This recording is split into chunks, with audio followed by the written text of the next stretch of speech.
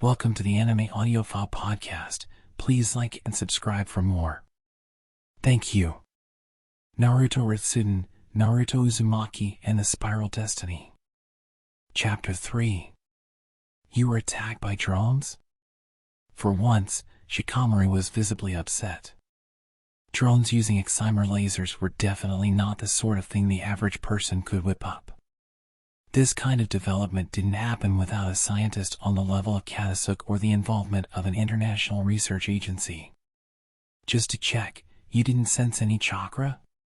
None at all. Naruto shook his head. I checked with the Byakugan too, so there's no mistake. Shikamaru put a hand to his chin. How about we ask Professor Katasuke if he's heard any rumors about the development of battle drones? We could also try asking Fury some leading questions. Leading questions? Naruto arched an eyebrow. Like what? Shikamaru glanced up at the ceiling. The donut-shaped device set in the center was made to look like a fire alarm, but it actually detected listening devices. The light on the device was not flashing, confirming the room was clean, so he lowered his voice and said, the assassination attempt in the land of Kazahashi. The research institute might have been behind it. What? The Umbu got a hold of info that shows contact between Fury and the guy who did it, Azanaru. Naruto scowled. Is there any solid evidence that he's behind it? If there was, I'd have had Shinobi on him ages ago, Shikamaru replied. But there isn't any, so we're stuck. Konoha had asked the institute to help decipher the literature concerning the land of Ridaku. Of course, they hadn't mentioned Naruto's illness, but that didn't change how risky the contact for assistance was.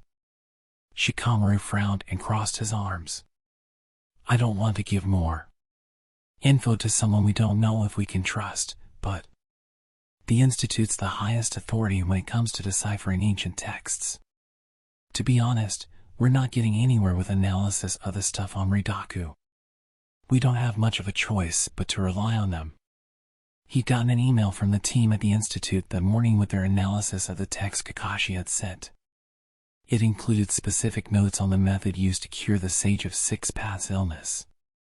Wasting away from a curious illness, the Sage of Six Paths had cause to attend the land of Ridaku and thus did meet the astronomer Tatar on his path.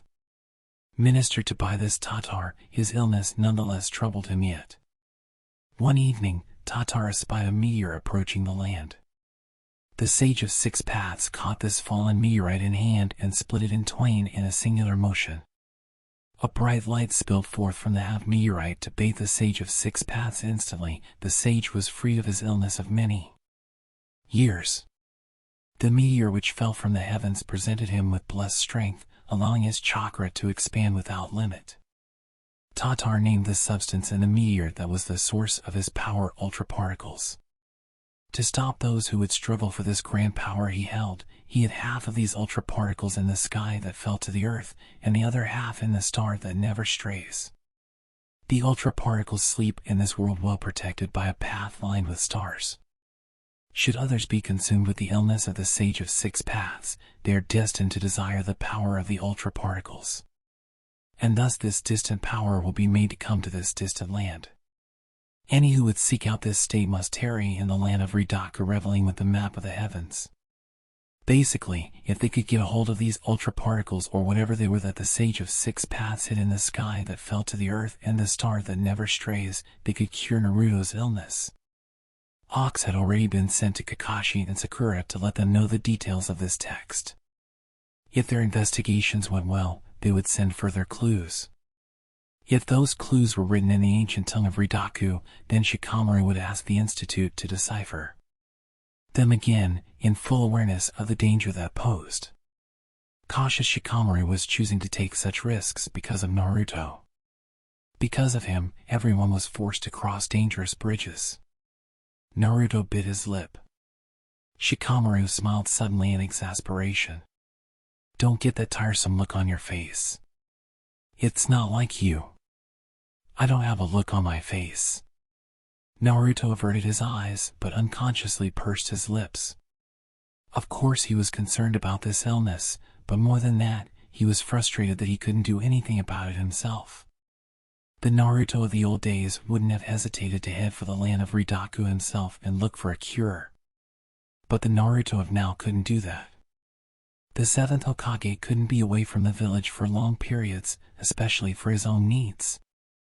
The number of things he had the authority to do had grown since he became Hokage, but at the same time, the number of things he couldn't do had also increased. It was a weighty position. "Don't overthink this," Shikamaru told him. "You just do your Hokage thing like always. That's what's most important for this village." "Yeah. I know that." Naruto pulled over a stack of papers on the edge of his desk and set his chin on it. He felt a prickling pain in his chest and braced himself for another episode, but it wasn't that. This time the prickling was his frustration coupled with a dull heaviness that tugged at his core. "Hey, Shikamaru," he said. His friend looked at him. What if I never have chakra again? How could I protect the village?" He swallowed the words that started to come out and looked for something else to follow that "what if" with. What if? Is it possible the drones weren't attacking me, but that researcher Chihore who was with me? Shikamaru thought for a second. If King really is behind this, then I guess it's possible. She's with them, right? Not so much with them. She's a scientist there, Naruto said. For some reason, she was doing her research alone in the basement of a house instead of at the institute. Weird, huh? But the house was destroyed by the drones, Shikamaru commented. Where's she working now? Naruto averted his eyes. I talked to this scientist I know, and he offered her a lab. You know a scientist? When Naruto told him the name of this scientist, Shikamaru's expression grew stern. Afternoon. Naruto visited Chihire's new lab to help with her experiment as promised. It was a desolate facility built in a cave in the valley with a steel bridge across it. The place itself had done nothing wrong, but the further he went into the cave, the more he felt the oppressive air. The researchers in this place were all a bunch of bad characters, but their skills were sharp Suigetsu, Karen, and Orochimaru. Chihire was borrowing one of Orochimaru's labs. Of course, Konoha was definitely not allowing this trio to run as they pleased. Yamato was always monitoring the situation, keeping a close eye on their movements. You were a real lifesaver showing up yesterday, Commander Yamato, Naruto said, and his words echoed slightly against the rock of the cave. He crouched down and whispered to Yamato behind the rock wall near the entrance. Sorry for all this, for leaving you to watch over Orochimaru. That's just how it has to be. There's no one who can take over for me after all. Yamato had basically carried the burden of observing Orochimaru's group since the days of the last Hokage. The man himself almost certainly didn't view his mission in terms of advantage and disadvantage, but it was clear that the burden was concentrated on him alone. Kakashi had looked into improving the situation numerous times, as had Naruto and Shikamaru, but they hadn't really been able to find anything better than Yamato. As Yamato himself said, there was no one else who could take his place. Naruto sensed someone coming in from outside and pressed himself to the ceiling. Yamato stayed where he was hidden behind the protruding rock. Hello, Yamato. Mitsuki appeared on unusually quiet feet for a Genin. He had just finished a mission with the Konohamaru team and stopped in for a visit. Mitsuki. Yamato looked back, still on his knees. You're early. How was the mission? Finding a lost cat and cleaning culverts, the boy replied. Boruto fell in the river, but other than that, we finished without any issues. Those are both D-rank missions? Yamato raised his eyebrows. I would have thought you'd find missions like that a bit lacking. To be honest, I do a little. Since we finished early, Boruto, Shikadai, and Inogen stopped by the burger place in front of the station. Naruto looked down on the pair smiling at each other with a curious feeling. This gentle conversation was like something between an elementary school kid and an older neighbor man. Mitsuki at last bowed politely and went into the laboratory. Naruto waited for the sound of his footsteps to fade and then dropped down from the ceiling. "Commander Yamato, you're kind of right at home, huh?" Well, I'm here 24/7, you know?" Yamato smiled like even he was exasperated with himself, and then his face tightened again. "But you can't trust on one of them. Orochimaru might seem quiet these days, but you never know what he's thinking deep down. And those guys in Ataka, they're pretty idiosyncratic. You can't let your guard down." Now Karen came from within to see Yamato. While Naruto watched from the rocky shadow of the ceiling to which he hurriedly returned, Karen took a plate with a strawberry daifuku on it and a cup of green tea off the tray she carried and set them down on top of a rock.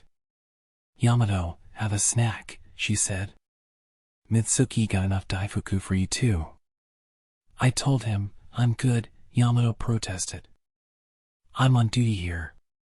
"Oh, quit that. Mitsuki went out of his way to get one for you, so just be quiet and eat it. Bring the plate back when you're done." Grumbling, Karen went back to the lab. Yamato sighed and looked at the strawberry daifuku and its light dusting of flour with a troubled expression. "Commander Yamato," Naruto said, "are you sure you're not letting your guard down?" "I told you, I'm not." Leaving Yamato to continue his observation mission, Naruto went to visit the lab for real. He couldn't exactly visit as a proper guest, ringing the doorbell with a little gift for his host in hand. He simply walked in and wandered around until he ran into Suigetsu. "Oh, 7th Hokage. I'd heard you were coming, but you really are here, HM?" "In a place like this," Suigetsu said, his voice light. The corners of his mouth were dusted with white powder. Probably from the strawberry daifuku. "Where's Chihara?" Naruto asked. "This way, come on." Suigetsu started to walk on ahead of him but then slackened his pace and waited until he was beside Naruto before starting out again. Orochimaru was apparently in another lab that day.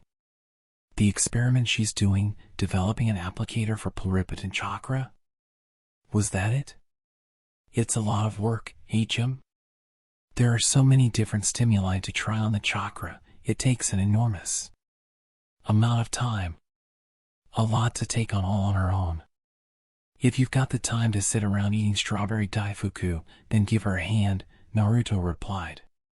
"How did you know I was eating strawberry daifuku?" Suigetsu stared at him in surprise.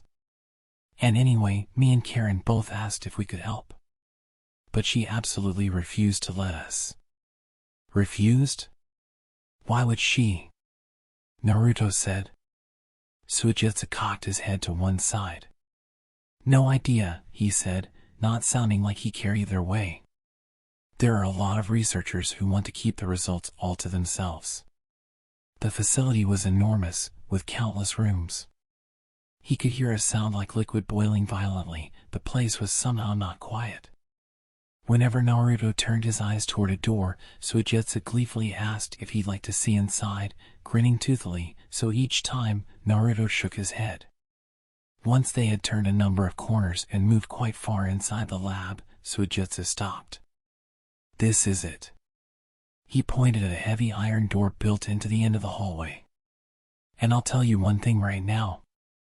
Orochimaru almost never lends anyone a part of his own lab. You can't possibly think he's just being nice, right?" "I know." Naruto nodded and pushed on the door. "That's just how valuable her work is, I guess." Chihara was sitting on the linoleum floor and working at the computer on the low table that had been brought in for her. There were also a desk and chair against the wall, but she couldn't really focus unless she was working in the setup she was used to using. While she was hunched over and re-examining her test results, she heard the sound of the door opening. "Chihara." "I'm here." It was Naruto. She stood up slowly, slipped between the steel shelves that filled the lab space, and poked her head out. "Thanks for coming." "Sure." He smiled at her and then frowned.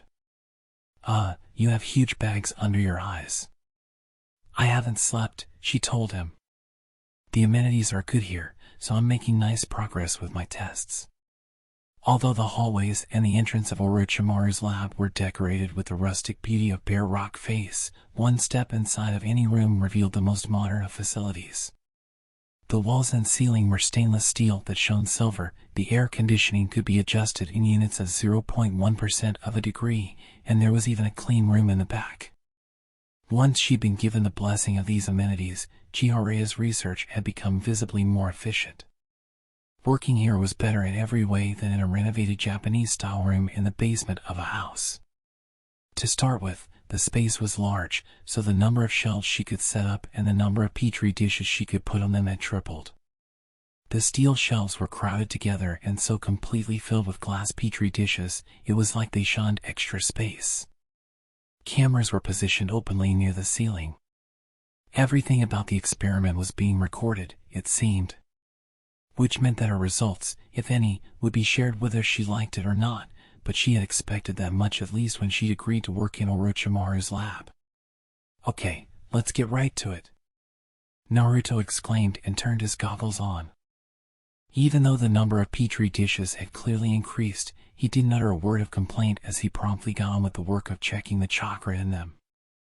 There was little space between the shelves, making it a fairly tight fit for someone Naruto's size. So, Suigetsu was telling me. He started talking to Chihire while he put a foot on the edge of a lower shelf and grabbed onto the ceiling with both hands to peer at the dishes on the very top shelf. You told them you don't need their help? Yes. She nodded.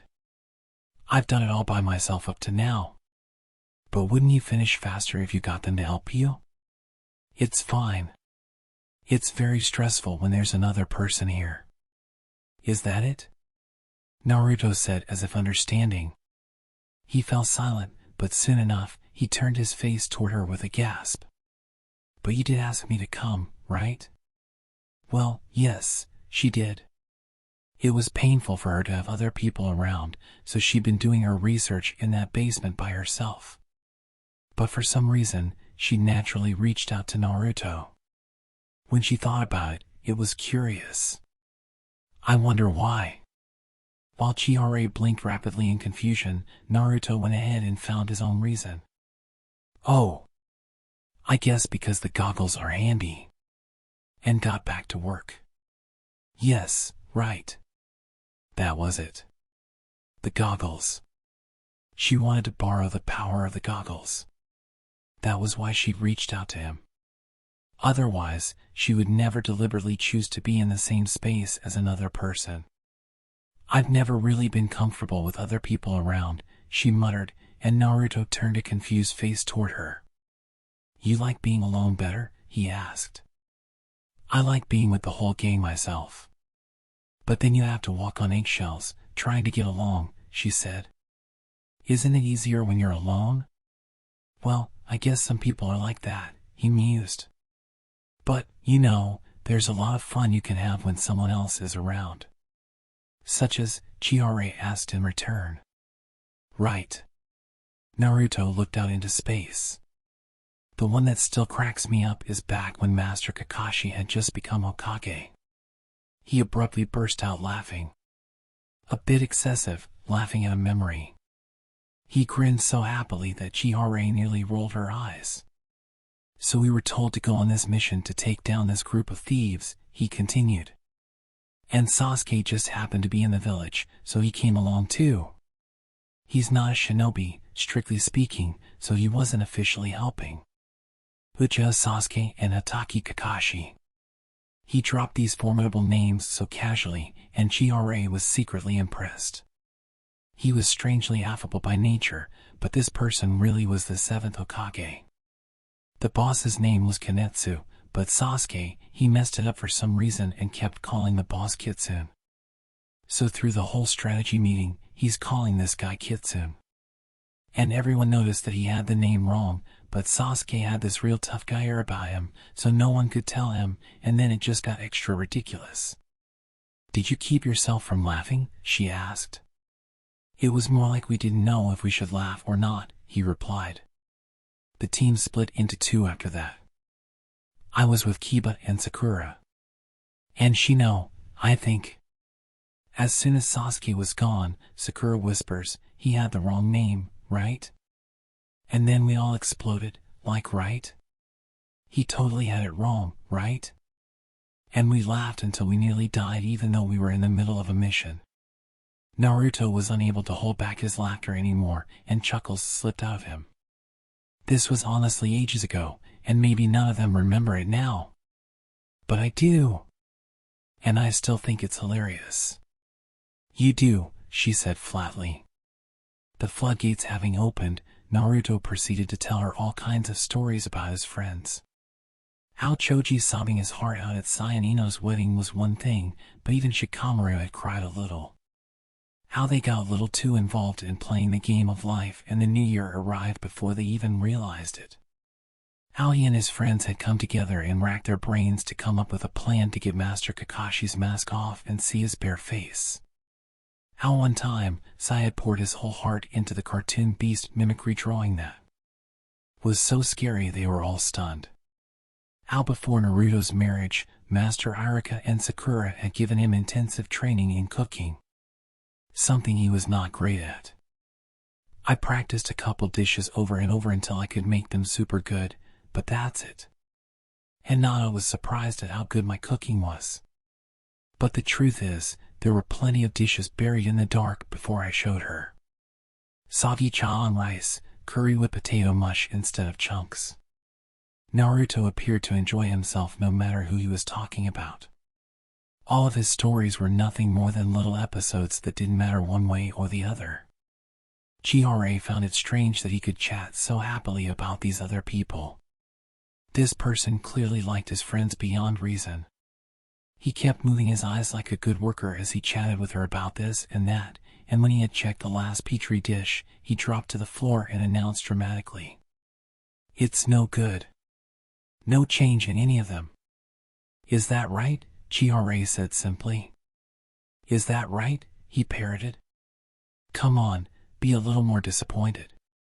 "It's normal that there isn't a result," Chihara said, her voice cool, and looked down at his blue eyes.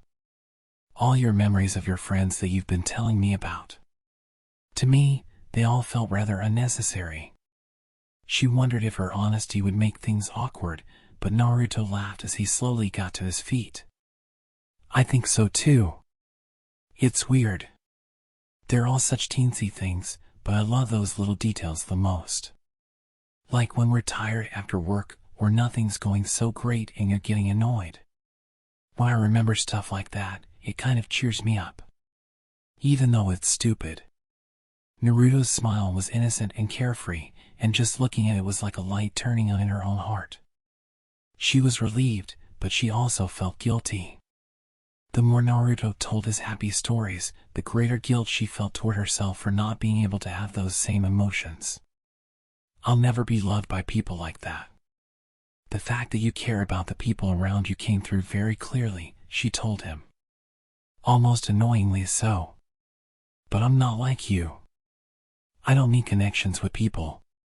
Feeling like she was making excuses for herself, Chihara continued quickly. "I don't feel lonely, and I've always mostly been alone. Although maybe someone like you who grew up loved by the people around you can't understand that." Naruto started to say something, but eventually closed his slightly open mouth without uttering a single word. It had been just over 2 weeks since Chihara moved to Orochimaru's lab. Naruto spent his days moving back and forth and back again between the lab and his office and his house. The experiment continued to come up empty, and although the busy period for his Hokage duties had supposedly passed, since he couldn't use his shadow doppelgangers, his schedule was as full as ever. For whatever reason, his pain attacks were decreasing in frequency. Until very recently, he would curl into a ball several times a day, grit his teeth, and endure whatever was happening somewhere in his body. But in the last few days not a single one had occurred. Yet the cause of his illness was poor functioning of the chakra channels, as Sakura had guessed, then maybe by some chance that had gotten better, and he was moving in a positive direction. Naruto was seriously starting to take this optimistic outlook when a hawk arrived at the Hokage's office from the astronomical observatory. She says the longer periods between attacks is actually not great. Shikamaru read the letter from Sakura and gave the news to Naruto straight up. Your chakra's not recovering. The fact that only the attacks are gone in this state. It's bad? Naruto asked weakly. Well, we don't know. Anyway, they sent a huge clue for us. Shikamaru placed a book with a navy blue cover on the desk. It was large, the size of a picture book, and the hawk entrusted with carrying it had broken the spine. The cover had map of the heavens on it in gold leaf. I'll skip the details, but they found this map of the heavens at the observatory, along with the half of the ultra particles hidden in the sky that fell to the earth. That's this. He then plunked a bamboo vessel plastered with protective wards on top of the desk. It's sealing some seriously powerful chakra. Don't touch it. Do we know the signs to release it? Naruto asked. Apparently, they're in here. Shikamaru tapped the book next to the bamboo vessel. The rule book for a card game called Star Lines. Unfortunately, the ink in a key part is blurred and we can't read it. I'll send it to the Institute and get them working on it. To the Institute. Naruto frowned. They kept passing critical information on to King Dequan. On the surface, the Institute appeared to be working with Naruto's office, but he had no idea what Director Fury was actually planning. Pretending that he didn't see Naruto's face cloud over, Shikamaru set a folded piece of straw paper next to the bamboo vessel. Also, this was wedged into map of the heavens. Naruto peered at the straw paper. X month X day the stars increased. The short bit of text was scribbled in cursive. Below the sentence was a whirlpool mark swirling to the left. A small triangle was attached to the bottom left of the whirlpool like a door stopper. This is the mark of Konoha? Naruto looked up at Shikamaru. Looks like it, huh? What's this mean? They found this book in the land of Ridaku, right? Why would the mark of our village be in it? Peppered with questions, Shikamaru shrugged. No idea. Might be the same symbol just happened to pop up somewhere else. We can't say anything for sure yet. At any rate, we have the ultra particles, so Sasuke and Sakura should be making their way back to the village. At the average travel speed of a jonin, it was about 30 days from the village of Konohagakure to the land of Ridaku. Sasuke and Sakura would no doubt be a fair bit faster than that. Master Kakashi said he's going to stay a bit longer in the land of Ridaku, Shikamaru continued. I guess he's backing the Princess coup d'etat. We got that message from him a bit ago though, so it might already be over. The thing we got that petition for? About a week or so ago, Naruto had gotten a letter from the Prince of Ridaku asking for support with food. He'd already gotten a message from Kakashi that he wanted Naruto to help, so he promised his support, but he hadn't known that the situation had developed into a coup. Apparently, the new queen's reign is not going so hot, Shikamaru said. People are starving to death. As soon as he heard this, Naruto's face grew dark. Naturally, he wanted to do something. But if he carelessly interfered in another nation's civil war, he would create a pretext for them to invade the Land of Fire. It was hard to imagine that the battle power of the Land of Fire could be weaker than that of the Land of Ridaku, but win or lose, he had no interest in waging war. We sure it's okay that Master Kakashi is supporting this coup? He asked. Well, depending on how you look at it, it is interfering in another country's domestic affairs. The country's been closed off for a long time, and it's iffy whether this interference is valid. Shikamaru played with the long beard on his chin. As a Konoha ninja, there's no issue with him purging any rogue shinobi Ridaku hired. But direct attacks on non-combatants like the Queen and the Prime Minister are completely out of bounds. But, there are other ways to handle it. Like, You make sure they attack first, and then all your attacks are under the guise of legitimate self-defense. It's Master Kakashi, he'll handle it right. Either way, our only means of contact is by hawk. It's no wonder you're worried. Right? Naruto said in a bright tone, trying to shake off his unease. There was a tight smile on his face. Wears his feelings on his sleeve like always. Shikamaru grinned and patted Naruto on the back. It's about time for you to get to work. Pretty much all of those proposals need to be done by the end of the week. Look them over sooner rather than later. 3 days later, an unexpected guest paid Naruto a visit. There's someone here who says they want to see the Lord Hokage. The look on Moegi's face was clearly troubled as she announced this visitor. Naruto and Shikamaru, who had their heads pressed together discussing the plan for the next year's railway construction, cocked their heads to one side, baffled. There were no appointments that day. She insists she's from the Research Institute, but she doesn't have any identification, Moegi continued. Should I let her in? What's it about? Naruto asked. Air, Moegi stammered. Some substance called, ultraparticulate? Naruto and Shikamaru looked at each other. Let her in. They had asked the Institute to examine the ultra particles Sasuke and Sakura brought back. Naruto and Shikamaru waited nervously for this visitor, wondering if the analysis had been completed, but the timid figure Moegi showed him was Chihara. The truth is, Chihara started after waiting for the sound of Moegi's footsteps to fade away. I've found a way to cure your illness. Shikamaru's eyes flew open, and then he frowned and looked at Naruto. He clearly was asking how this woman knew about Naruto's illness, but this wasn't the time for explanations. Really? Naruto leaped up, knocking his chair aside. Chihara nodded. At Director Furia's request, I carried out an analysis of this new substance called ultraparticles. As a result, I found that the ultraparticles have the effect of amplifying chakra. They amplify chakra? Shikamaru said.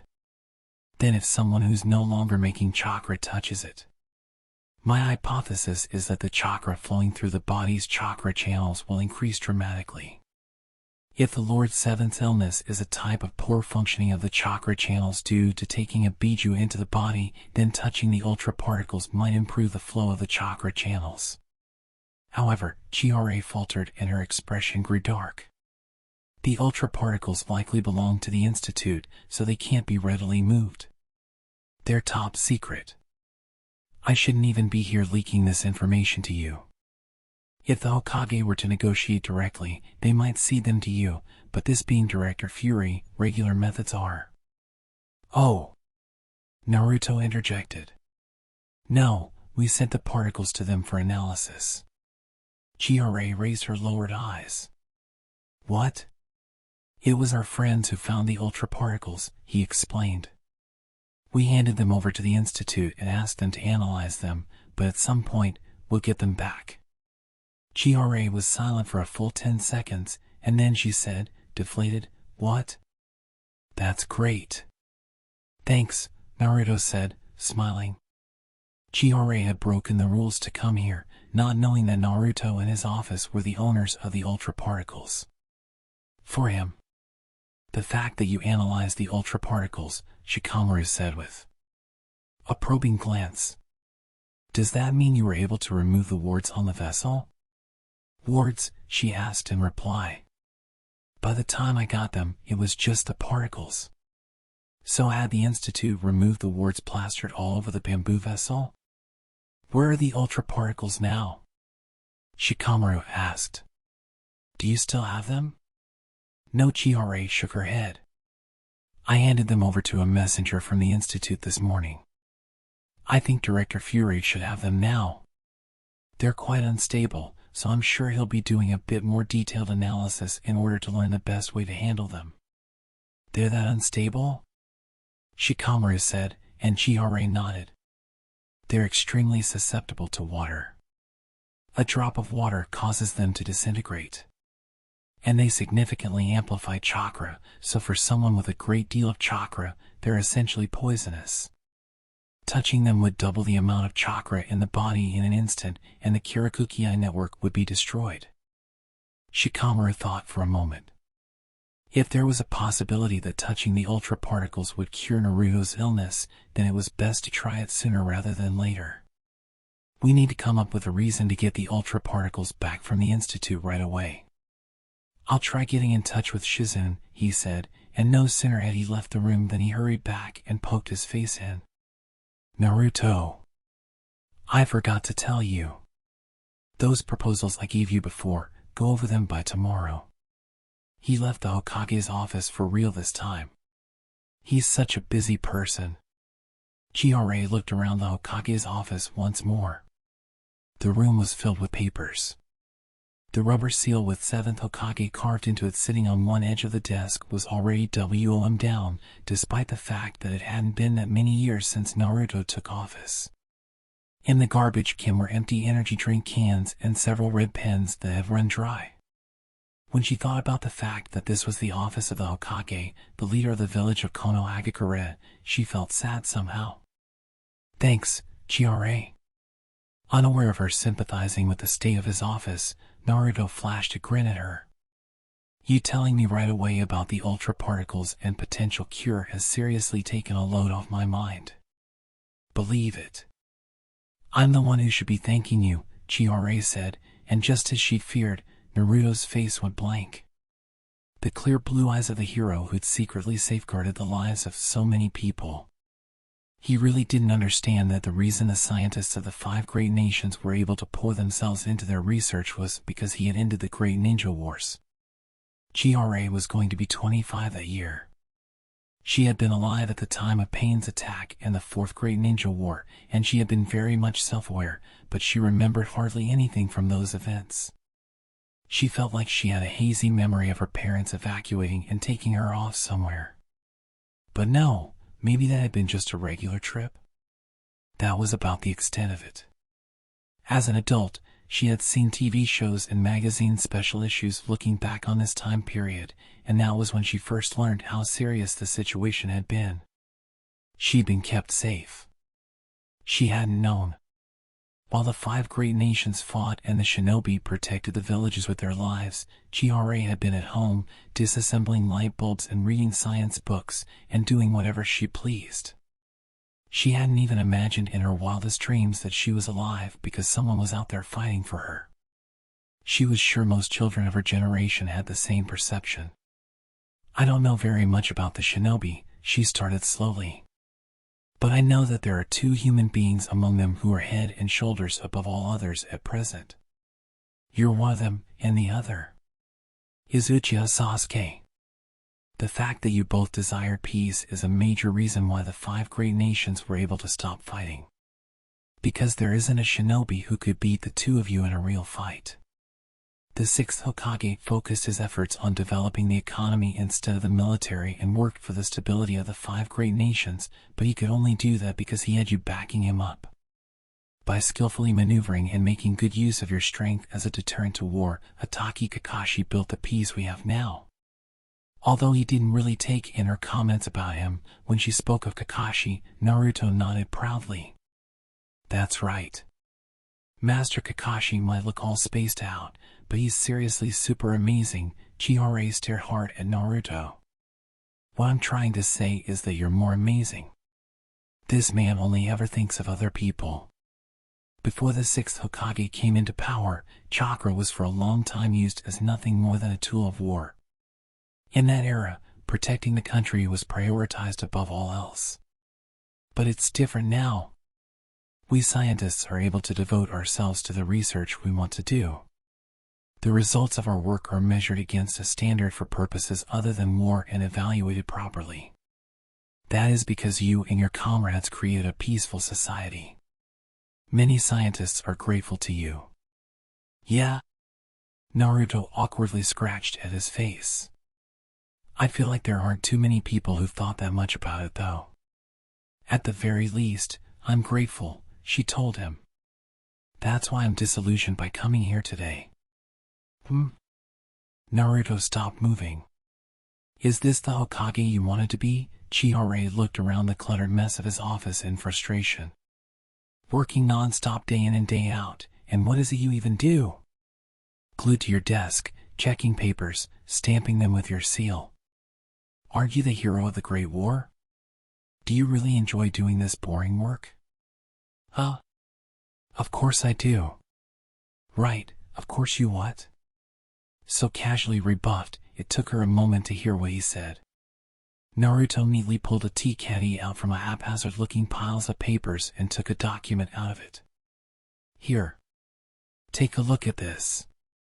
It's an order for headbands. For the kids who are graduating from the academy this year. I was super happy when I first put on my headband. So I get all excited just looking at this paper. Chihara looked back and forth between the order form flapping in Naruto's hand and his happy face. I think that this work doesn't need to be done by you in particular. I want to do it, he said simply and tucked the paper away before shifting his gaze to the photos of the successive Hokages hanging on the wall. After old Lady Tsunade became Hokage, her first job was to treat shinobi injured in battle. When Master Kakashi became Hokage, his was to hold the ceremony commemorating the anniversary of those who died in the Great Ninja War. With the fourth. I didn't know what his first job was, but with the era being what it was, I'm pretty sure he had plenty of unpleasant work. The Namikaze Minato in the photo was looking straight ahead with a cool expression on his face, brimming with strength of will. But his eyes looked strangely gentle, like sunlight filtered through the leaves of a tree. And the first thing I did when I became Hokage was give a business license to a traditional sweet shop in the old city. Makes you laugh. Right? That's peace. Naruto chuckled and flashed a toothy smile at her. Makes me happy that this is the kind of village we're now. Sometimes, I think I'm not cut out for desk work. But if my work can be food for the next generation like Boruto and Himawari, then I'm all in. As long as I can keep protecting this village, I don't care what form that protection takes. Some people call me a hero, but there's nothing better than no war at all. A first-rate smile, brimming with strength of will. This smile had no doubt moved the hearts of many people. There was an endless power in his grin. It made you feel like wherever he was going, you wanted to go with him. Maybe my understanding was mistaken, Chihara thought. Maybe the reason he was chosen to be Hokage wasn't because he's strong. You. She slowly looked at Naruto. Why did you want to be Hokage? I wanted people to accept me. The answer was immediate. And unexpected. He wanted people to accept him? That's not an answer, she said. The way you are, people would still gather around you, even if you hadn't become Hokage. That's totally not true. Naruto blinked rapidly. Her words completely perplexed him. You said that before, right? That stuff about me growing up loved. But actually, when I was a kid, I was always alone. Shikamaru, Kiba, and them were there when I was at the academy, but when I went home, there was no one. And just walking around the village, I get people sking at me. Or a grown-up suddenly kick me. Anyway, people totally hated me. Liar, she said immediately. It's true, he said and opened a drawer. I don't know if that's why, but either way, I wanted someone to accept me. That was what first got me wanting to be Hokage. He pulled a brand new headband out of the drawer and tossed it to Chihara, smiling proudly. Take a look at that. The new headbands for academy graduates. The maker brought me a sample. They made some improvements to the material. They're lighter and tougher than last year's. So bright and shiny, huh? Yes, Chihara traced the mark of Konoha engraved into the headband. The pattern of a swirling whirlpool was the symbol of this village. You really do like people, Naruto thrust his chest out. Yup. Nothing today either. No change at all. Believe it. Naruto leaped down from the shelves, took off the goggles, and rubbed his temples. He'd mostly gotten used to using the Byakugan, but when he got carried away and used it for hours on end, his eyes grew exhausted, and it became hard to focus on anything. They made no progress again that day. He didn't know how many tens of thousands of petri dishes he'd checked since he started working with Chihara, but they just couldn't seem to get any positive results. "Have the ultra particles been returned from the institute yet?" Chihara asked, as she tapped away at the computer on the low table. "Not yet." His voice was rough with obvious dissatisfaction. "Shikamaru's pushed them to hurry, but they just give excuses about how they melt like sugar in water, so we have to do this, and then they never give them back. Because it's an unknown substance. They probably want to keep it. As long as they can to study it. No change, no change, no change." After she copied and pasted the results, Chihara lifted her face up. "Anyway, where on earth did your comrades find such an unusual substance?" "Oh," Naruto said. "This country called the Land of Ridaku, way far to the west of the Land of Fire." "The Land of Ridaku, HM? That name does take me back." Without warning, the two-person conversation increased by one. Chihara gasped and whirled around to find Orochimaru standing there. He extended his long tongue and picked up the binder she had dropped in her surprise. "This is our equipment, yes," he said archly. "Could you take better care of it?" "Orochimaru, you've been to the Land of Ridaku?" Naruto asked, looking at the snake man with surprise. "Yes," he said easily. "When I heard they had a forbidden jutsu that resembled Edo Tensei, I went to investigate. Although that was quite some time ago now. I made those goggles you're wearing by applying a technology one discovered in Ridaku, you know." The tip of his extended tongue flicked around the lenses of the goggles. Naruto pulled back, disturbed, and the corners of Orochimaru's mouth turned up. The jutsu that had been passed down in the Land of Ridaku transplanted the power of someone else's eye.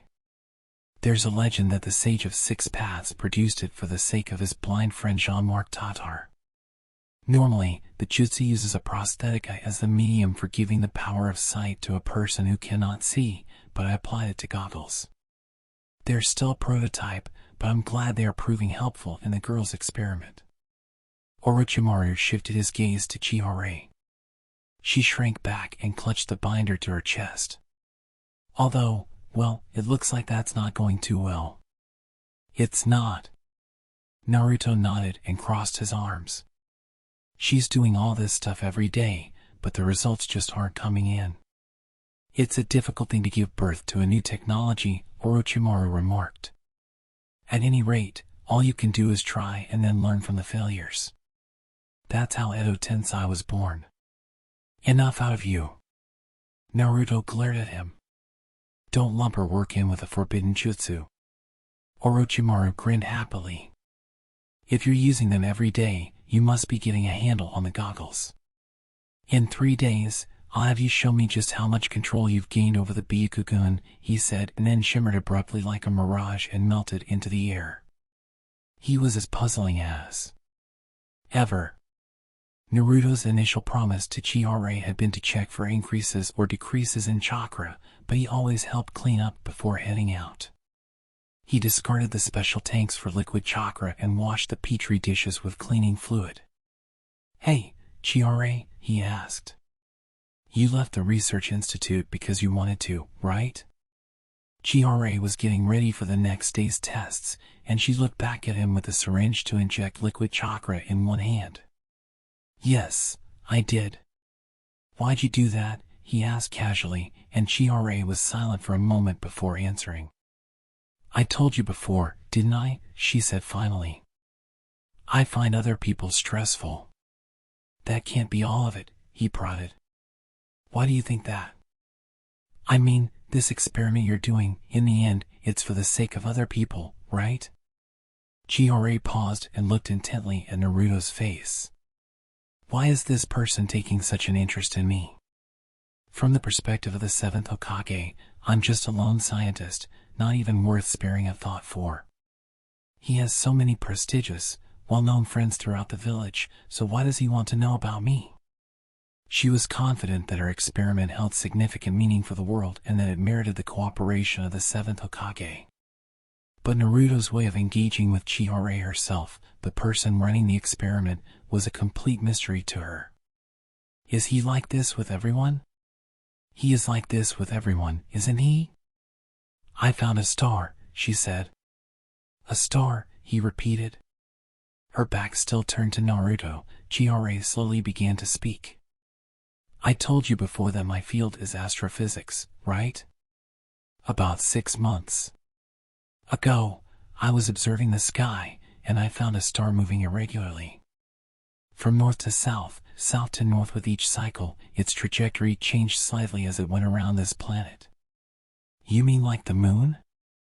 Naruto asked. It was much faster than the moon. The liquid chakra that dropped from her syringe landed squarely in the center of the petri dish. A twisted circle with just a bit of a tail. Almost like a falling meteor. I reported the existence of the star to the institute. But no one believed me. They said there couldn't be a heavenly body like that. They said it was impossible for it to be going round and changing its orbit at the same time. Couldn't you have just made them look at it? He said.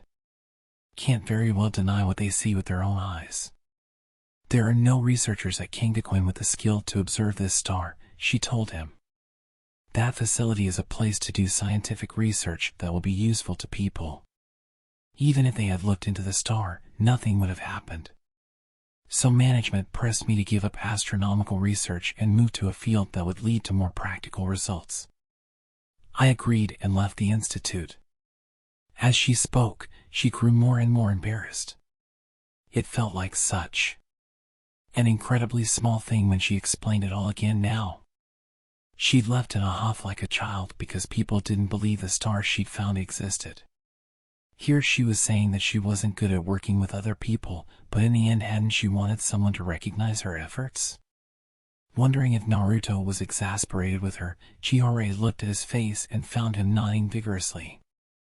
Makes sense, he said. That'd be a shock, all right. I mean, if it were me, I'd super hate it. This thing really exists, and these people are all saying no, it doesn't. Just because it shouldn't. Well, that's all over now, so Chihara felt a prickle in her nose and forcibly ended the conversation. She relaxed when she was with him. He had a mysterious magnetism that she instinctively wanted to move toward, like being drawn to a sunny spot on a cold winter's day. She moved to one end of the shelves as if running away and kept working. A few minutes later, Naruto stuck his face in between the shelves. Drops of water falling from his wet hands. I washed all the petri dishes. What should I do now? Oh. Please dry them. Yup. He slipped through the shelves and headed toward the drying room when suddenly the sound of his footfalls stopped. Hey, Chihara? What's on this shelf here? The petri dishes I just prepared, she said absently. I think it'll still be a while before there are any results there. But there are, he told her. What? She craned her neck. See? There. Chakra's seriously overflowing. Like water on dry ice. Naruto's finger was pointing to the top of a shelf, but Chihara's eyes could see nothing. She moved over to the shelf to get a better look when she heard the sound of glass breaking in her breast pocket. What? The scouter she used to measure the amount of chakra had cracked. Wondering why, she turned to get her spare, and then rethought the situation and stopped. It can't be. She checked the cracked scouter once more and found that the needle had shot up to the maximum value. She looked at Naruto, then at the scouter, then up at the shelf before turning back to Naruto once more. What? She hesitantly brought the cracked scouter toward the shelf, and the overwrought needle snapped off at the base. There was no mistake. Gaseous chakra filled the area around the shelf. An incredible amount of it. This is the first time, Chihara squeezed out, her voice almost shaking, I've gotten a result. Yahoo! Naruto scrunched up his face like a child and threw a fist into the air. Insisting that they had to go grab a bite to celebrate this exciting progress, Naruto brought Chihara to a small food cart with a lantern. Hanging from it that said Ichiraku. It was apparently a branch of a long-established ramen shop in the old city. When something good happens, you gotta have ramen, he told her. Usually. She didn't know what usually meant, but it was a pretty ordinary dining experience for the 7th Hokage.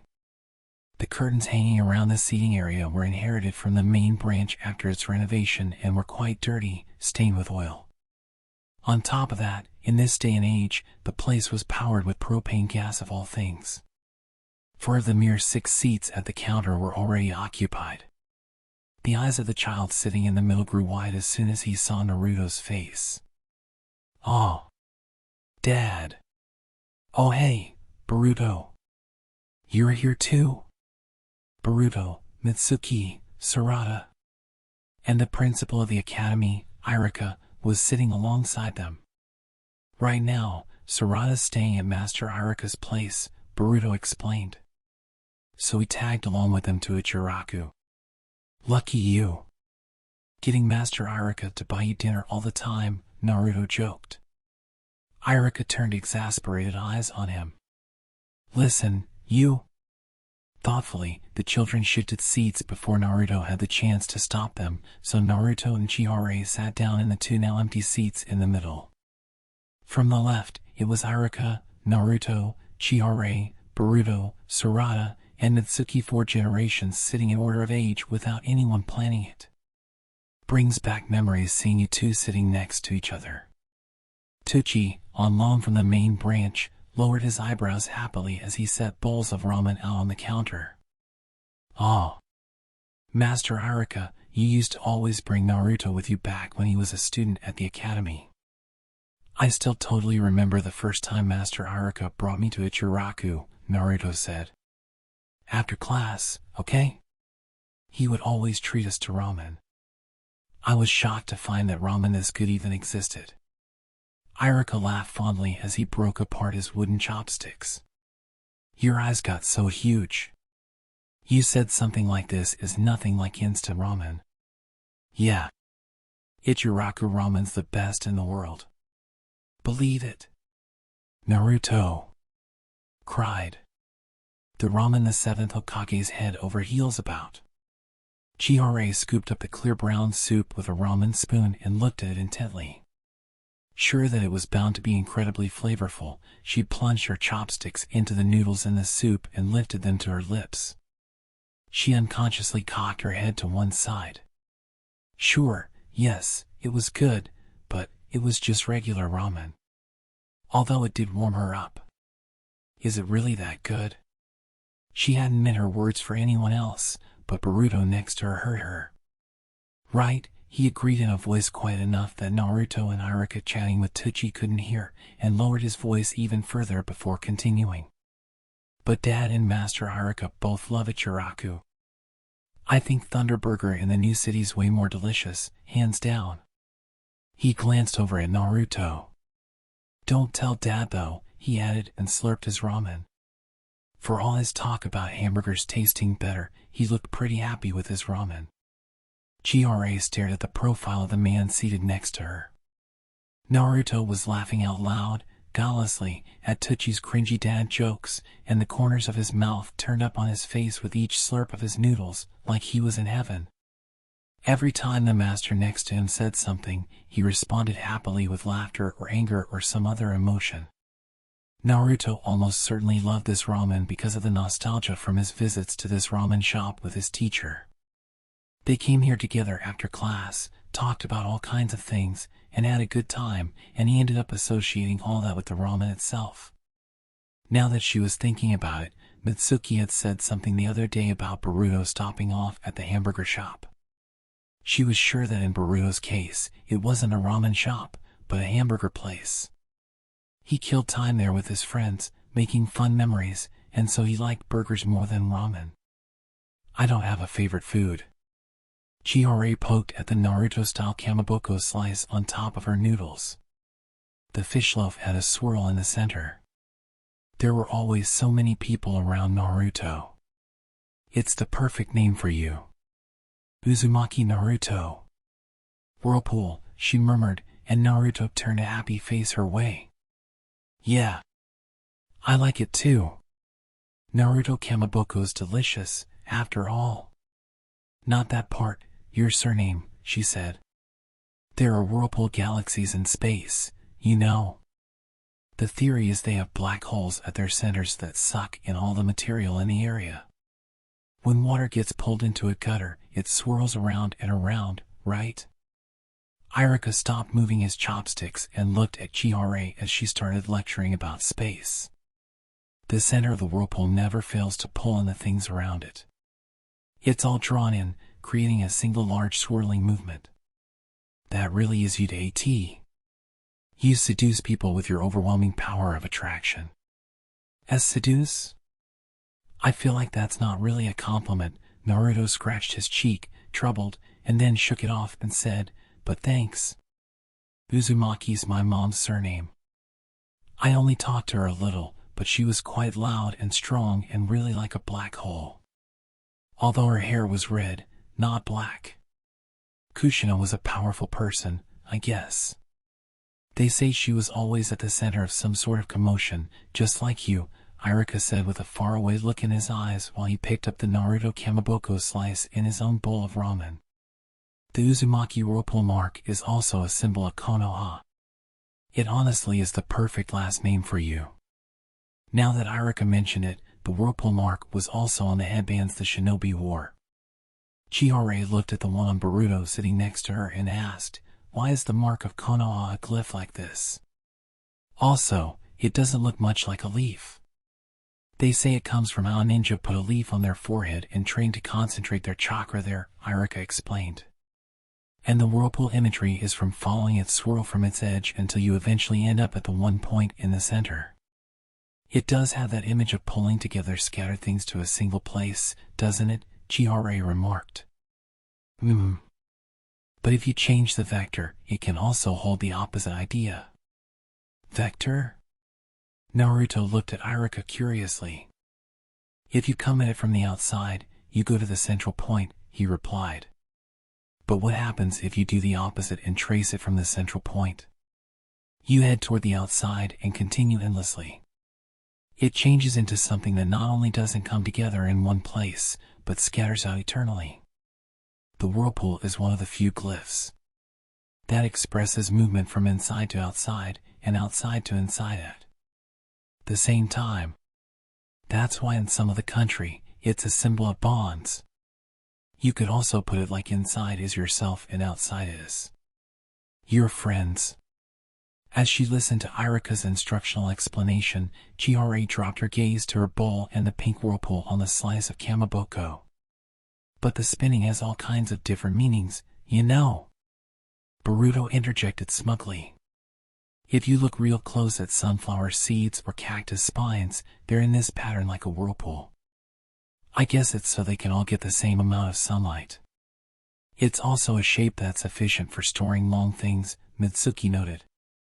My parent also sometimes coils up when he's in snake mode and stuff.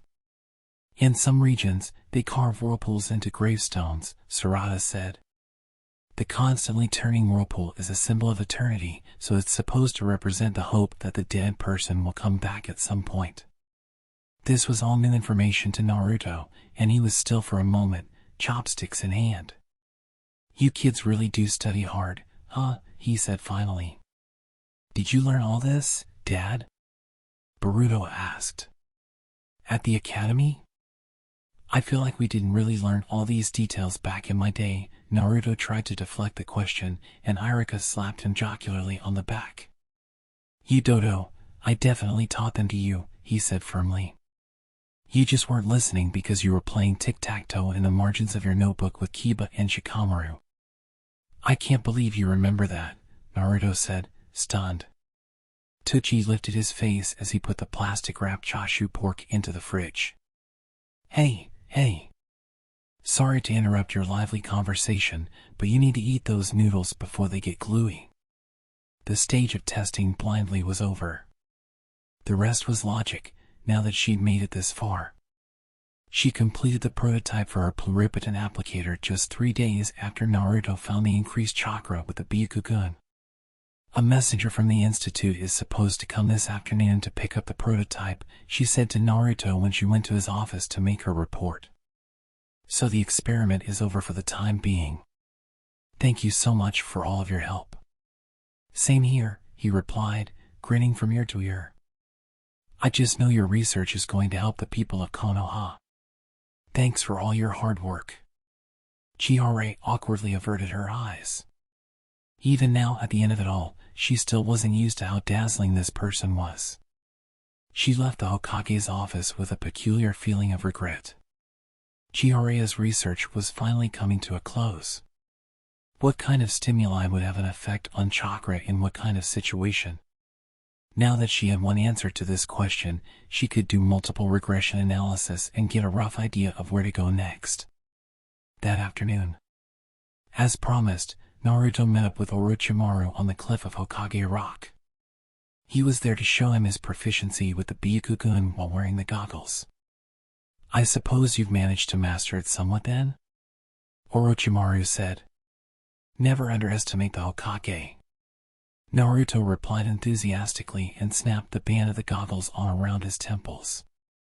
Of course, his expertise was still a long way from that of Hinata and Hanabi. But he was more than able to identify the chakra of people close to him and grasp his surroundings within a range of 300 feet or so. Helping with Chihara's experiment and using the goggles every day was a big part of why he'd been able to reach this level of skill. Orochimaru turned to Naruto, grabbed the goggles on his forehead, and slid them down over Naruto's eyes. He pulled the lever himself to turn the Byakugan on and stared at the blue eyes through the lenses. Tell me what part of my body I'm concentrating my chakra in, he instructed. Right hand. Naruto replied immediately, and Orochimaru's long tongue happily flicked out from between his thin lips. Alright, how about now? Left foot? Now? Right elbow? Okay. Now? Chin. Each time Naruto got it right, Orochimaru's yellow eyes turned up, approaching the shape of crescent moons, until finally, the look on his face was an obvious grin. That's good sensing, he told the Hokage. Well, thanks. Naruto knew that was supposed to be a compliment, but it was creepy somehow. He scowled and then abruptly sensed a strong chakra outside of the village, so he turned his face in that direction. This chakra. It was Sasuke and Sakura. From the speed it was moving, they appeared to be using Susanoo. Kakashi had also returned safely to Konohagakure the previous day, so this meant that everyone would soon be back from the land of Ridaku. That's great. Everyone made it home safely. What? What is it? Orochimaru furrowed his brow doubtfully as he watched the sudden change in Naruto's movement. Oh, no. It's nothing. Naruto said hurriedly, and as if to distract Orochimaru, he looked toward the old city. He spotted a familiar silhouette standing next to the half-destroyed house with the camphor tree. Chihara. Seeing her reminded him that she had said she was handing over the prototype. And as he watched, 2 men in white lab coats, looking very much like scientists, walked up and called out to her. He squinted and focused on the movement of the men. Judging from their carriage and the amount of chakra, they were probably both shinobi. What was that about? Did that mean they were both scientists and shinobi? One of the men approached Chihara, smiling. As soon as he accepted the attaché case from her, he threw a fist into her solar plexus. That guy. When Chihara doubled over, the other man threw a burlap sack over her head. Naruto moved to jump down from the cliff, but one of Orochimaru's snakes wound its way around his ankles, causing him to pitch forward and slam face first into the rocky ledge. Orochimaru. What are you doing? I could ask you the same thing. I can't see the way you can, so you'll have to explain to me what happened. Chihara has been abducted. It's the guys from Kingakuen, Naruto said and pulled the snake away to try and jump once more. This time, a large serpent wound itself around his stomach. He nearly fell, but managed to brace himself somehow. "Get out of my way," he said angrily as he plucked at the snake around his waist. Only it wasn't a large serpent. It was Orochimaru. The scaly body was that of a snake, but the face was Orochimaru's. Eee! Creepy. Naruto automatically let go, and a tongue stretched out to lick his open palm. "Calm down," the snake said. "I'm telling you to give them a bit of rope here. Come on. Chihara is a scientist. They won't kill her before they confirm that her blueprints are correct. And when will that be? Who knows? Maybe 3 days?" Orochimaru replied casually, and this time, Naruto managed to push him off and look out across the village for Chihara. The two men were fleeing, leaping from roof to roof. This was clearly the movement of shinobi. One of the men had the bag with Chihara inside hoisted over his shoulder. Orochimaru said she likely wouldn't be killed right away, but that was no guarantee. Naruto kicked at the ground to go after them, but the snake man interfered for a third time. "If you try to move again, I'm going to kill you." Orochimaru stood blocking his way. "Why?" Naruto glared at him. "What's it to you? I also want that applicator.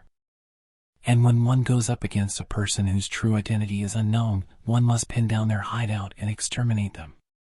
Otherwise, there's no point. Calm yourself. This is very unbecoming behavior for the head of the village." While they stood there glaring at each other, the men and Chihara were getting farther and farther away. "Fight the end. I'll just watch for now."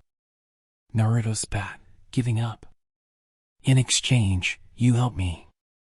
We're killing our auras and going after them." The men arrived at the airship depot on the outskirts of the new city. It was closed that day, and there wasn't a soul around. The premises included an enormous hangar that housed the Land of Fire's airships and a research facility built in cooperation with Kingakuen. The two men went into the research facility. "Hey! What are you doing?" Orochimaru hurried to stop Naruto from yanking open a window. "What do you mean, what?" Naruto said. "We gotta get inside. If you waltz in through the window, an alarm will sound, and we will face a world of complications," Orochimaru said sharply. Apparently a break-in-enter expert. "Have you never broken into an international facility before?" "Of course I haven't." Naruto gave up on going in through the window and agreed that Orochimaru would hack the security system. When they went around to the entrance, the two men were just coming out. Without Chihara. Naruto and Orochimaru exchanged a look and kicked at the ground at the same time. "What did you do with Chihara?" Naruto asked, pressing on their shoulders from behind so they couldn't see his face. Both men threw their hands in the air without the least resistance. "If you mean that researcher, she's on the 27th floor. Electromagnet laboratory, right by the emergency stairs. We're just hired hands. We don't even know anything about who the boss is." "Thanks," Orochimaru said gently and bit each of the men's necks in turn. Naruto hurried to catch their bodies as they swooned and fell. "Hey! You didn't kill them, right?" With the entry card they took from the men, Naruto and Orochimaru marched right through the security gate at the entrance and snuck into the research facility. The building doubled as the control tower and was 30 stories high, but the floors in the middle were deserted. Naruto and Orochimaru raced up the emergency stairs and flew into the electromagnet laboratory on the 27th floor. Lord 7th. Chihara was sitting on the floor in the middle of the room. She wasn't tied up or restrained in any way. She looked just as she had when she'd been abducted, like she could run out at any moment. "You can move, can't you?" Naruto asked. "So why aren't you escaping?" "I can't move." "Huh?" He dropped his gaze and saw caltrops scattered on the floor, except in a neat circle around Chihara. They weren't the usual iron ones, but reddish-brown copper caltrops. Wait, what? In this day and age, plain old caltrops? You just have to avoid the edges on these things. Naruto lifted a foot to step into the room, and the caltrops leaped up. One shot out with a whistle and grazed his toes, so he hurriedly pulled his foot back. Where are they? The caltrops began to fly around the room, whistling through the air. What he thought was a boring trap that could only hurt you if you stepped on one of the chunks of metal turned out to be a contraption that moved three-dimensionally when intruders were detected. The sight of the copper-colored fragments whirling around in all directions was almost beautiful, like a meteor shower. Although if he carelessly stretched out even a finger, these hooked stars would strip the flesh from his bone. Right? I can't move, Chihara cried. Apparently, the place where she was sitting was the only safe zone. No caltrops passed through it. Which meant that she was surrounded by a chaotic sphere of flying caltrops and was stuck exactly where she was. I'm all right, she said. The two of you, please go to the hangar. Right away. What's in the hangar? Naruto shouted. Director Fury lied to me, she said.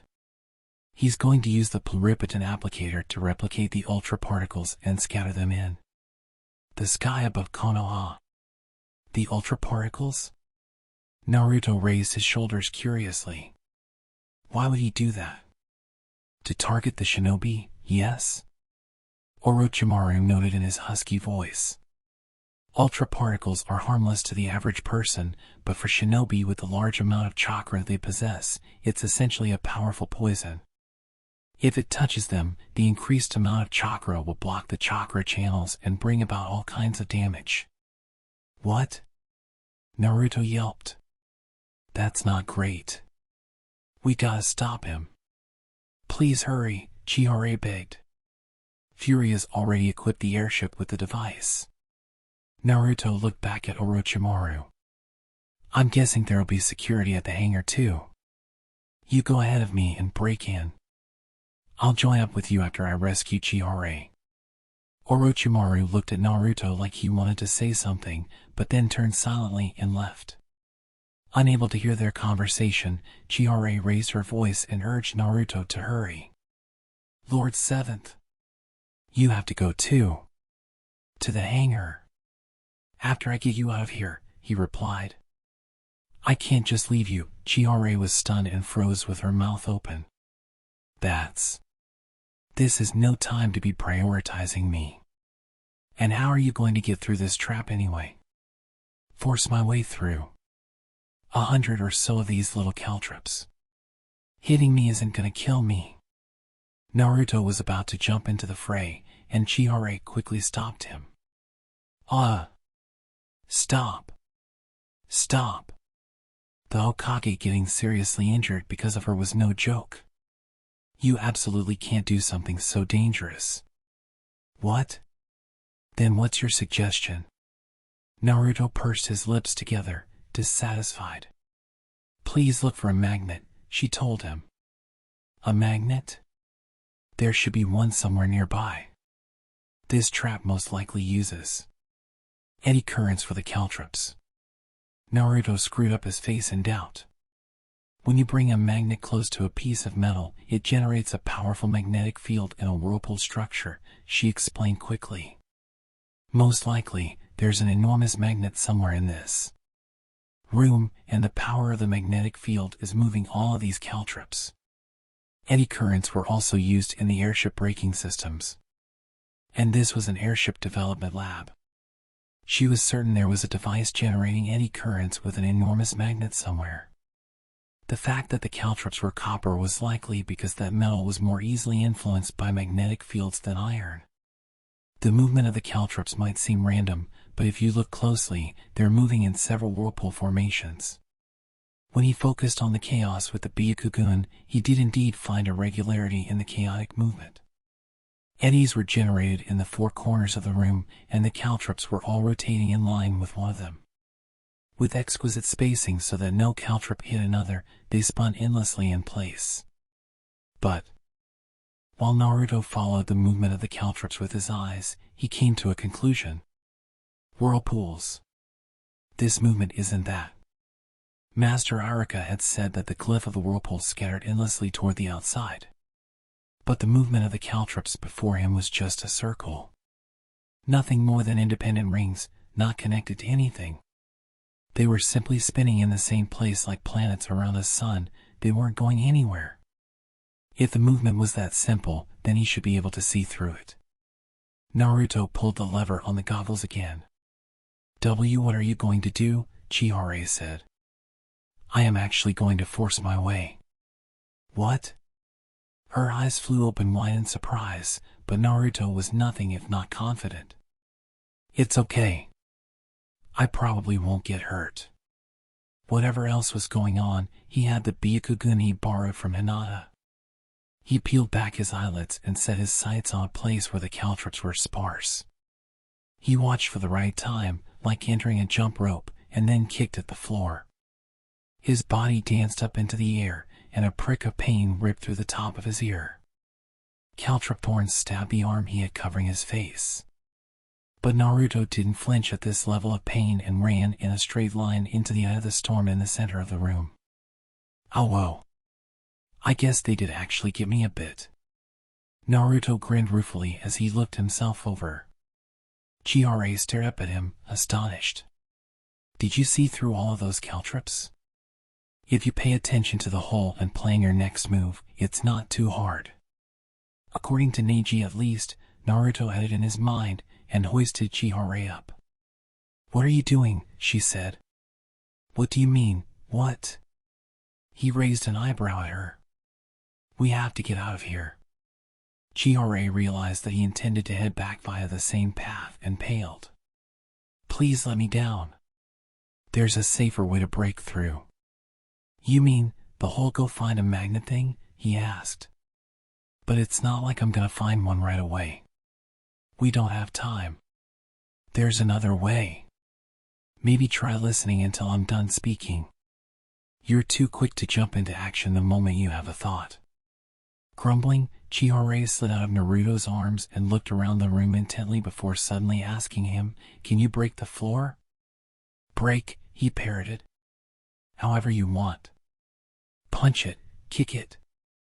Just so long as you make a crack in it. Eddy currents occurred when a magnet approached a flat metal piece. In the case of this room, the floor of iron panels was performing the role of metal, so if they could deform this surface so it was no longer flat, the eddy current would disappear. Obediently, Naruto slammed a fist into the floor as hard as he could. Pock! It didn't shatter the way it would have if Sakura had been the puncher, but a large crack did open up in the floor.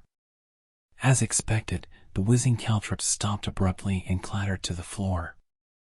What? Naruto said, like the wind had been knocked out of his sails. So I didn't need to force my way across. With the slower Chihara over his shoulder, Naruto took the stairs 4 at a time down and out of the building and headed for the hangar.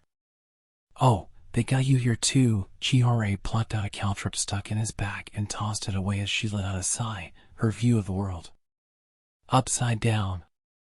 Honestly, why should the 7th Hokage get hurt on behalf of someone like me? It doesn't make sense. If news gets out, I'm going to be the one taking all the heat, aren't I? Why are you so nice? If you think that every single person is worth protecting like your friends, you are seriously mistaken. She knew that he was being nice enough to carry her and everything. But she couldn't stop the protest from spilling out of her mouth. I can't connect with other people in the world the way you do. I want to lock myself away and just live doing whatever I want. I'm that sort of person, you know? She grumbled at his back, and at first, Naruto let it slide, but he gradually grew irritated. Ah, come on. Enough already. If you say you don't want to, I'm not gonna force you to connect with people or whatever, you know? But you and your friends, what you care about is connecting with people, right? She replied. I'm just not suited to that kind of thing. Which is why I'm not pressuring you to open up, he retorted. Way back when, we had to work together for the sake of everyone in the village, but those days are over now. If you say you don't want to connect with people, then that's fine. It's a peaceful society, you can live like that just fine. Chibear fell silent. When he told her that she was fine the way she was, she felt frustrated. Like her bluff was called and heated, and her feelings had lost their place to land. Naruto raced down the steps, his breathing entirely even, and his voice suddenly grew gentler. So Hinata, the family she was born into, is a pretty famous shinobi family, and the times being what they were, of course she became a shinobi too.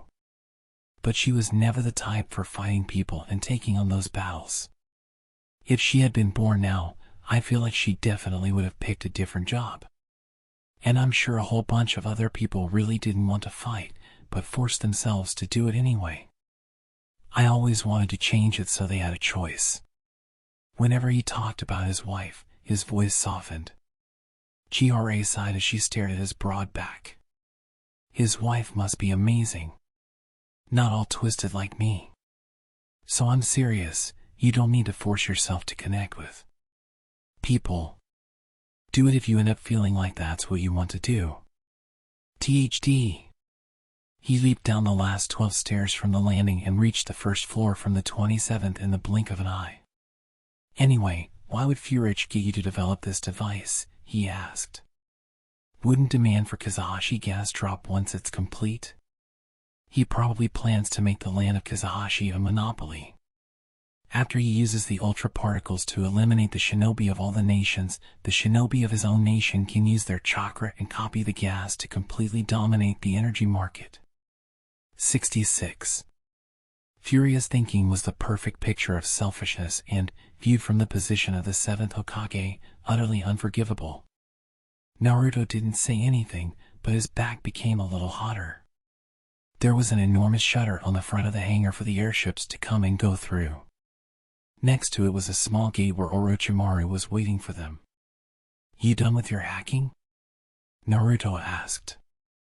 Of course, Orochimaru assented calmly, and behind him, the shutter for the gate slowly opened, as if to say, welcome, please come in. It was pitch black inside the hangar. The slightly metallic scent in the air was no doubt from the Kazahashi gas used as fuel. The 12 airships owned by the Land of Fire were quiet in the darkness, like animals sleeping in their dens.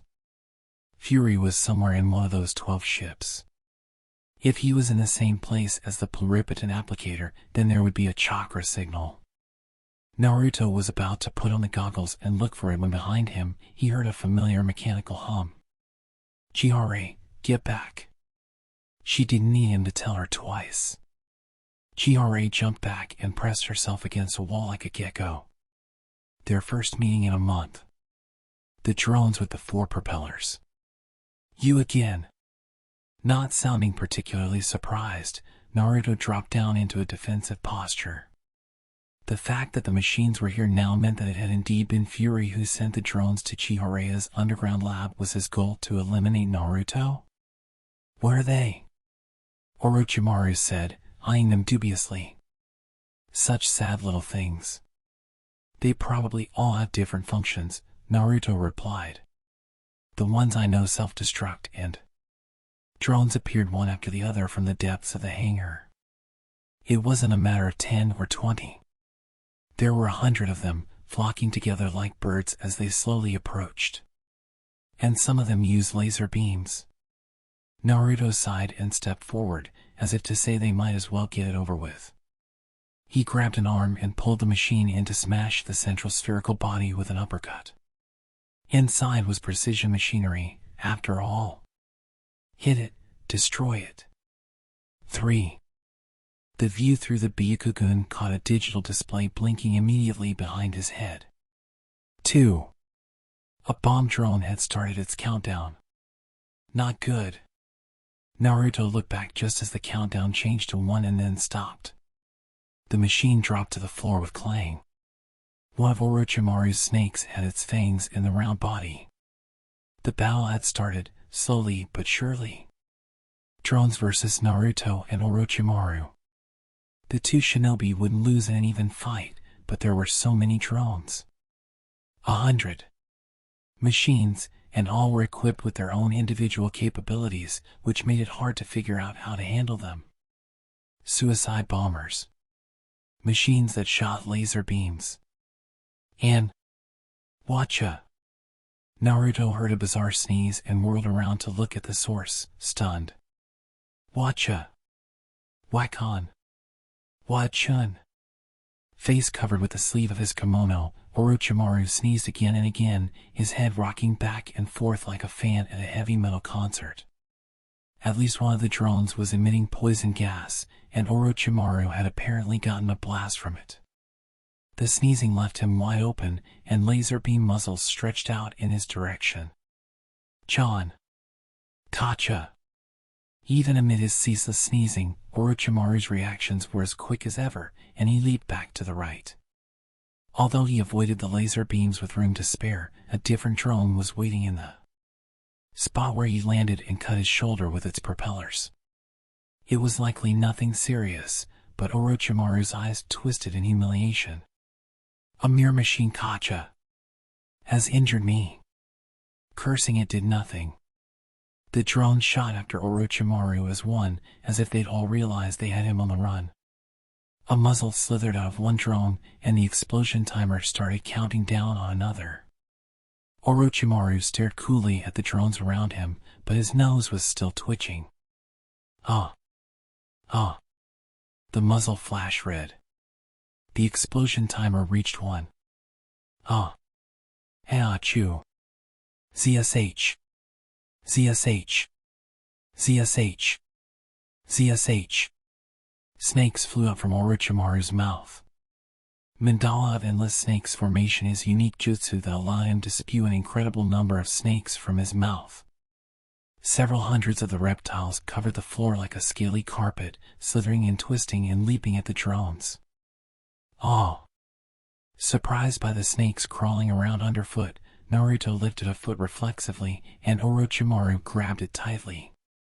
"I've had it," he declared. "Huh?" Naruto said, stunned. Still holding Naruto's ankle, Orochimaru tossed him straight into the air. Naruto sailed up the full 5 meters to the ceiling of the hangar and grabbed onto a sprinkler. "Whoa! What are you doing, Orochimaru?" he yelled, dangling from the ceiling. "I'm done with this one-at-a-time situation. Go find the operator." The operator of the drones. They might have been running on a simple program, but considering the way the drones were working together and the timing of the initial explosion, it could be that someone was giving them instructions. GRA did say that Fury was in the hangar. Arms still hooked over the sprinkler, Naruto looked down on the enormous space. The heated battle of snakes versus drones was unfolding all around. The snakes were making good use of their rope-like bodies to twist and turn and skillfully toy with the drones. Having finally stopped sneezing, Orochimaru was smashing the drones closest to him one after another in annoyance. Boom! Naruto put on the goggles and examined the airships. There we go. He could sense chakra in the one parked by the north entrance, and he let go of the sprinkler. Rather than simply falling in a straight line to the floor, he grabbed onto the arm of a passing drone. The captured machine shuddered and lost altitude, but surprisingly, it didn't crash. In fact, not only did it keep flying, it stretched out the muzzle of its gun in front of Naruto's nose. CHK. The tip flashed red. Perfect. Just as the gun was about to fire, Naruto twisted around and forcibly changed the drone's direction. He turned the tip of the muzzle toward the airship parked near the entrance. The whole maneuver took less than 1/10 of a second. The laser beam shot straight forward and hit the airship, just like Naruto had intended. Boom! The wooden wall swelled up, burned to ash, and blew outward with the top of the ship. Naruto leaped down from the drone and went inside the airship. From the exterior, he'd assumed it was a 3-floor passenger type, but the interior had been retrofitted so that it was a single enormous room. A man holding a laptop computer was crouched on the floor near the prow. He had the same face as the one Naruto had seen on the Research Institute's website. Ken in fury. Sup. Naruto moved in a single leap to stand before Fury. He tried to stay calm, but his voice betrayed his anger. First time we've met in person, huh? Mr. Director Fury. Yeep. Fury squeaked and began to tremble. He was operating the drones with the computer he held in both arms. He was the head of an international organization, but his reaction upon seeing Naruto was quite pitiable. Pale lips shaking, eyes swimming about, he was so pathetic that Naruto couldn't even muster up the energy to hate him. I don't want to be any more violent than I have to be, Naruto said flatly. You get that, right? Fury was scared. He shook his head up and down, opened the laptop, and tapped at the keys to deactivate the drones, which suddenly dropped to the floor outside the ship. Where's Chihorea's device? With a frightened look on his face, Fury raised a trembling finger. Naruto followed it with his eyes and saw a black cube-shaped machine toward the rear of the ship's interior, the pluripotent applicator. A round flask was connected to the machine, and silver sand glinted and glittered inside the glass sphere. Those are the ultra particles then? Seeing Naruto turn his attention toward the device, Fury pulled a photon gun from inside his jacket. Of course, Naruto reacted quickly and easily dodged it, but the laser beam hit the flask of the pluripotent applicator. Bang! Glass flew everywhere. The exposed ultra particles spilled out onto the floor. Fury. Still the coward right up until the nth hour. A second before Naruto's clenched fist shot out, a snake with its mouth wide open flew up to sink its fangs into Fury's throat. Orochimaru's snake. The fangs were so deep in the administrator's flesh, they were without a doubt poisoned. Mere seconds later, Fury's eyes rolled back in his head, and he went quiet. You better not have killed him. Naruto shouted, racing over to Fury to check that he was still breathing. Ah, that's something at least. He let out a sigh of relief. Don't worry. That one just happens to have a paralysis poison, Orochimaru said, shrugging slightly as he came into the airship. Great, Naruto replied. We'll hand this guy over to the Umbu. He might have people working with him, but they'll get that out of him. What are you talking about? No point in letting a man like this live. Orochimaru scowled, picked up the photon gun on the floor, and pointed the barrel directly at Fury. Faster just to kill him. Stop! Before Orochimaru could pull the trigger, Naruto flew at him, and the two tumbled to the floor. After rolling along the ground several times, Naruto somehow managed to snatch the photon gun away from Orochimaru, but the snake man stretched out his tongue and wrapped it around the gun. They each pulled on it for a while, a bizarre tug of war. Just when I thought you'd mellowed a bit. Naruto cried. You never change, do you? Eh. You're slipping. Could you not just go deciding things like that? Orochimaru gave up on trying to win by force, pulled his tongue away, kicked at the floor, and got some distance from Naruto. Wham! Taking a vital hit, Naruto dropped the photon gun but immediately kicked it far away and stopped Orochimaru's fist with one hand. He then caught the snake man's other driving punch with his other hand. The two fighters pushed against each other, and once again, it became a contest of strength. You're soft, Orochimaru cooed. Letting the man who tried to assassinate you live. Shut up. Naruto grabbed onto the sleeve of Orochimaru's kimono and yanked him toward himself.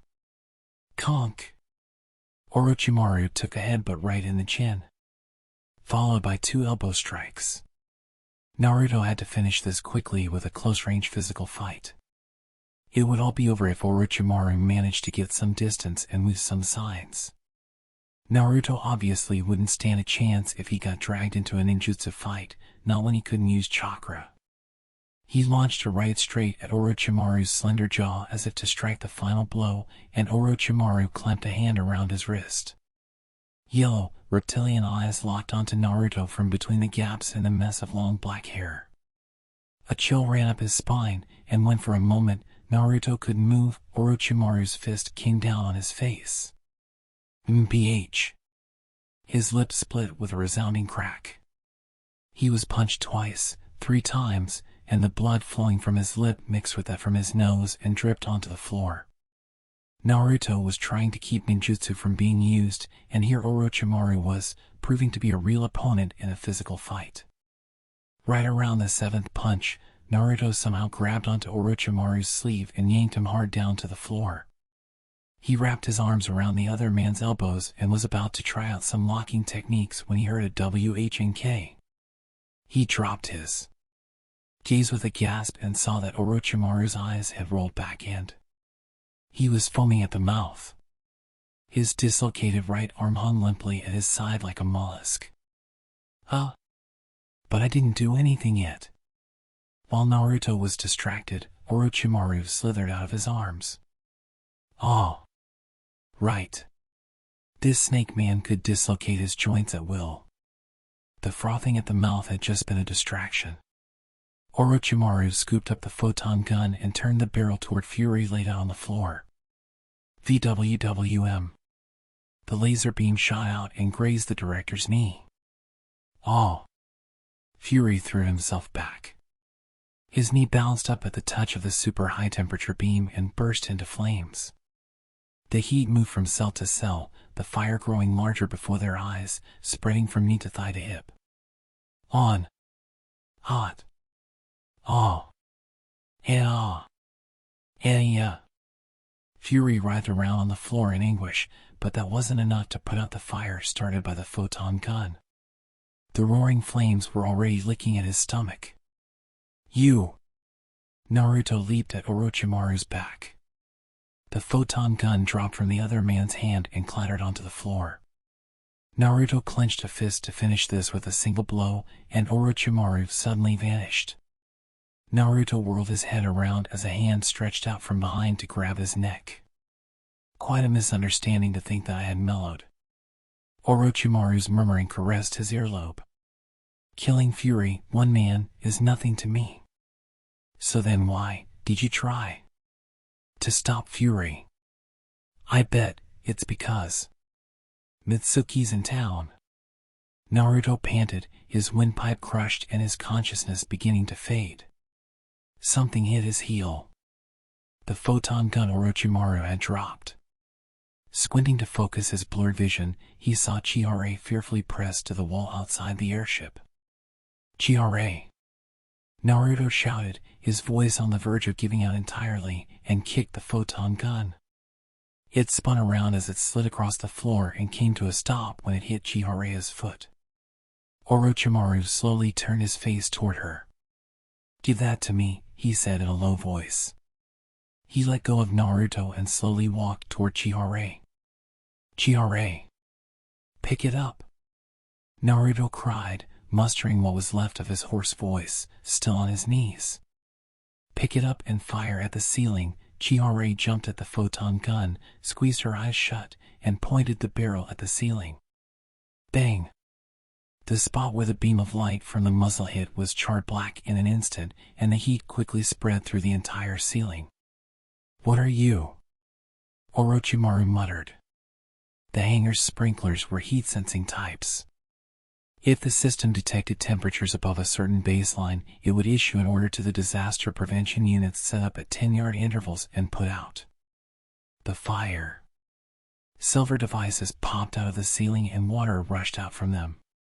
Clouds rose up as the water evaporated, and the flames burning Furious body sizzled and died out.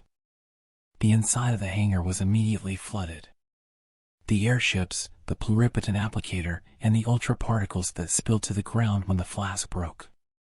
Naruto had known this would happen, which was why he told her to fire at the ceiling.